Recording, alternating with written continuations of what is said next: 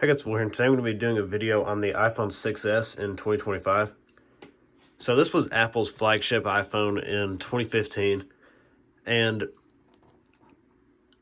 I know a lot of people don't really like this design for some reason. Some people love it, some people hate it. I think it's probably Apple's best design ever because the iPhone 6 looked identical, but this phone didn't have the classic bending problems. Because if I were to do like this much pressure with an iPhone 6, it will be in half pretty much. I do actually have an iPhone 6s empty shell that I bent, and it was very difficult, but I did it. That's just an empty shell that I got off of eBay to steal some parts from. And yeah, so this was the problem with the iPhone 6s, or the iPhone 6. The 6s improved on that. The iPhone 6s has a way more durable aluminum frame compared to the 6.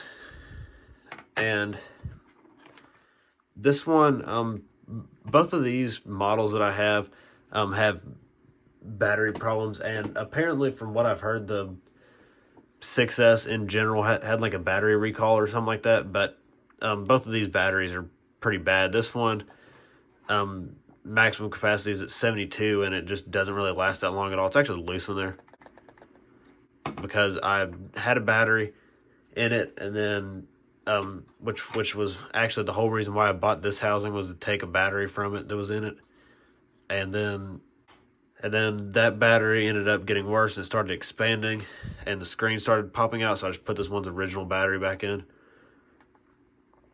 But both of these do like hold somewhat charge. If you're gonna use one of these in 2024, definitely replace the battery if it's not already been replaced. And really, I would recommend just replacing it if it's under like 85 or 90% maximum capacity. And the latest version for these is, I think, 15.8 or something like that. Both of these are on old versions. I can look real quick.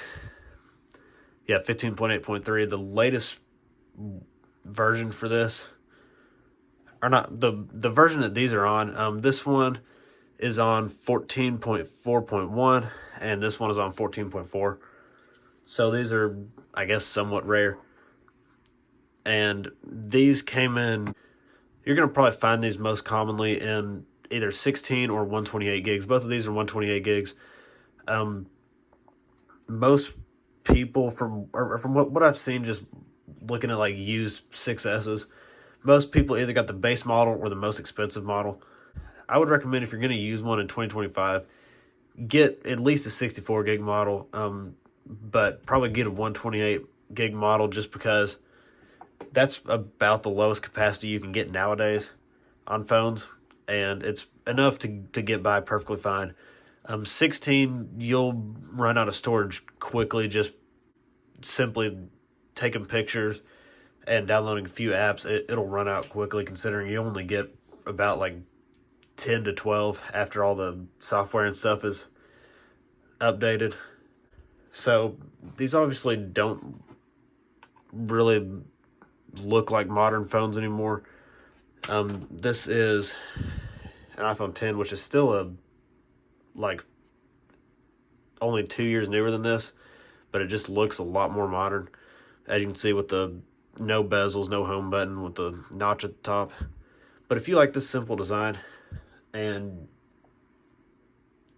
you want a little bit more modern phone, you can get the SE, and it's honestly not too expensive. These range around like $70, I'd say, for a decent condition working one. And these come standard with 64 gigs, which is good enough for somebody who's not going to take a whole lot of pictures or download a whole lot of apps. So yeah, I guess that's basically it for this video. So hope y'all enjoyed. If you did, please smash that like button. And if you're new, subscribe, and I'll see you next time. Bye.